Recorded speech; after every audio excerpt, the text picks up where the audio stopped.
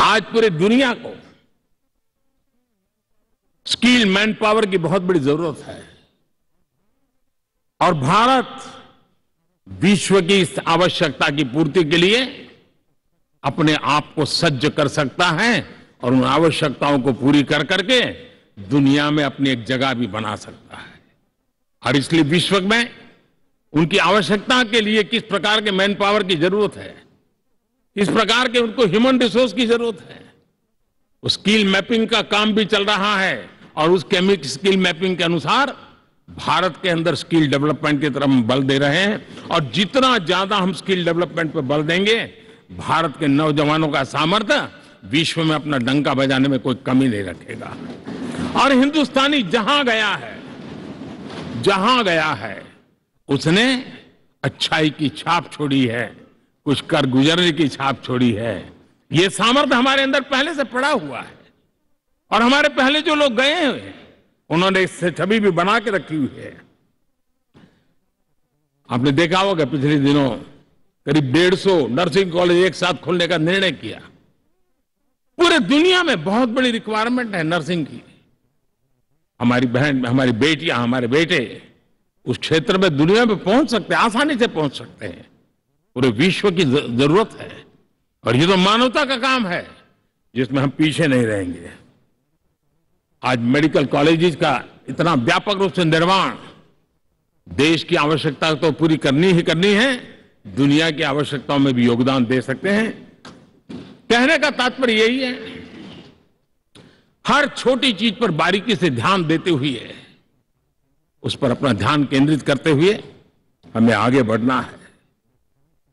हमें भविष्य के लिए सही समय पर सही फैसले भी लेने होते हैं। हम फैसलों को टाल नहीं सकते।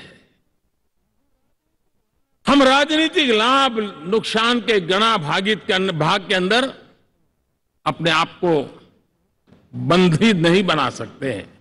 हमें तो देश के एस्पिरेशन के लिए हिम्मत के साथ नए निर्णय करने होते हैं। आज सोलर पावर के सफल मूवमेंट्स हमारी भावी पीढ़ी के लिए एनर्जी क्राइसिस से मुक्ति की गारंटी दे रहा है। आज मिशन हाइड्रोजन आने वाले दिनों में जो एनवायरमेंट की चिंता है, जो टेक्नोलॉजी में बदलाव आ रहा है, उसके समाधान का रास्ता देने का सामर्थ्य रखती है।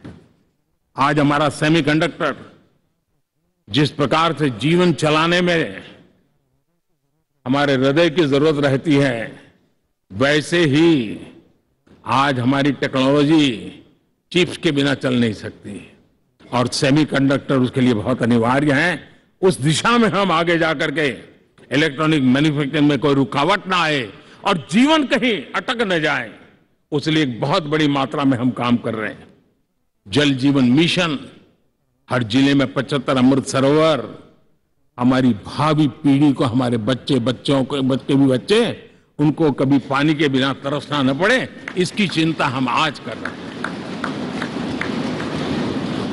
विश्व के बाजार में हमारा हर व्यापार कारोबार पहुंचे, कॉम्पिटिटिव ताकत के साथ खड़ा रहे, लॉजिस्टिक सिस्टम को और अधिक कम खर्च वाला बनाना, एफिशिएंट बनाना, उस दिशा में हम बहुत नीतियां लेकर के चल रहे हैं। आज समय की मांग है कि भारत का एक ऐसा भारत के हम निर्माण करें।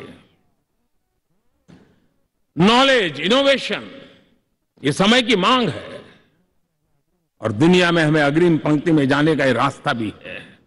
और इसलिए पिछले हमने समय नेशनल एजुकेशन पॉलिसी के साथ साथ टेक्नोलॉजी के बढ़ावे के लिए हमने रिसर्च और इनोवेशन का एक कानून भी पारित किया है, ताकि हमारे देश के नौजवानों को इस इनोवेशन के और चंद्रयान 3 की सफलता के बाद देश के नौजवानों के मन में विज्ञान की तरफ आकर्षण बढ़ रहा है।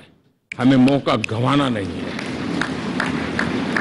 हमारी युवा पीढ़ी को हमने रिसर्च और इनोवेशन के लिए पूरे अवसर देने हैं और इस इकोसिस्टम को बनाने के लिए हमने एक उज्जवल भविष्य के निर्माण की नींव रखी है। आदरणीय बंधुगण, सामाजिक न्याय, ये हमारी पहली शर्त है। बिना सामाजिक न्याय, बिना संतुलन, बिना समभाव, बिना समत्व हम इच्छित परिणामों को घर के भीतर प्राप्त नहीं कर सकते। लेकिन सामाजिक न्याय की चर्चा बहुत सीमित बन के रह गई। हमें उसको व्यापक रूप में देखना होगा।